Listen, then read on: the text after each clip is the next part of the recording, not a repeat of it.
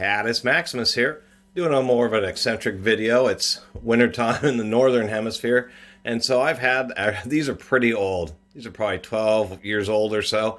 LaCrosse, I guess they would be called pack boots, but these don't have a rubberized bottom like say a Sorel or something like that, where it's like a rubber boot on the bottom half and the big insulated boot. Nor are these like true mountaineering boots. Those are definitely of a different nature. These would be more like, cold weather expedition boots, snowshoeing boots.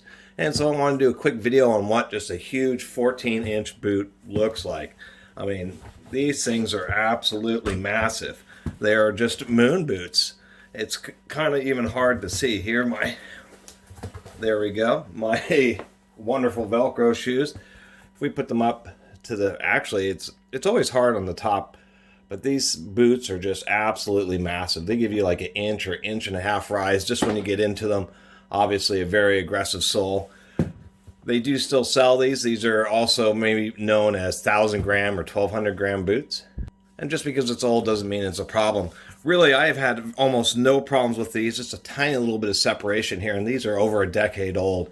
I was watching a video about true sneaker collectors, sneakerheads, and they recommend not to look at shoes that are more than 3 to 5 years old, and because of the adhesives and they fall apart. If people are spending hundreds of dollars on those collectible shoes and they're falling apart after 3 to 5 years, they're just flat out getting ripped off. It's crazy. I have, admittedly, a lot of the footwear I wear is used, or I find at thrift stores because it's like new but older. Nobody just wore them and they donated them. And it's been surprisingly rare for me to wear a set of shoes that actually just fall apart because the adhesives and everything just gave up and oxidized and broke down over time. I mean, I know, even with Nikes, I have like 50 pairs of Nikes. So anyway, I don't always talk about tools. That was never, I mean, I have a lot of tools, and that was kind of the deal with my channels. It was provide a lot of content, but I've always wanted to talk about other stuff. Regardless of the number of views and that type of thing. Obviously, I'd do more clickbait videos if views were the big thing, and really it's more about a database. These LaCrosse boots, once again, are just huge, but they're still 9-eye boots. For an example, here's some older Honeywell Ranger firefighting insulated 9-eye boots, and they are just dwarfed by these moon boots here. It's just so hard to show the perspective on the camera, but these things are just absolutely crazy. And they are indeed double insulated. I'll even try to put one on my leg, but they do have a liner, kind of like a Sorel does. But these just offer more breathability.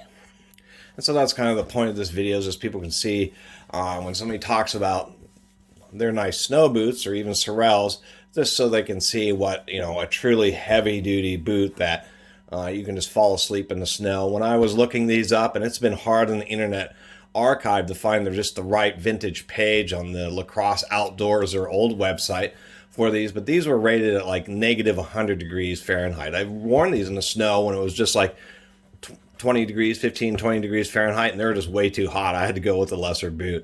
Actually, let me toss on this one just to give you an idea of what it looks like on the foot. Here we go. I always have the hardest time with shoes. It's hard to really get the perspective once again, but this is what they look like. They have like 5-foot long laces. They're so long, you lace them all up. They're designed so these can be really wide if you have a bunch of extra layers of insulation or want to tuck your outerwear, your pants down into them. But wearing them relatively normally like this, even when you lace them all up, not super tight, they still wrap around. So it's pretty, they just have tons of lace. It's surprising.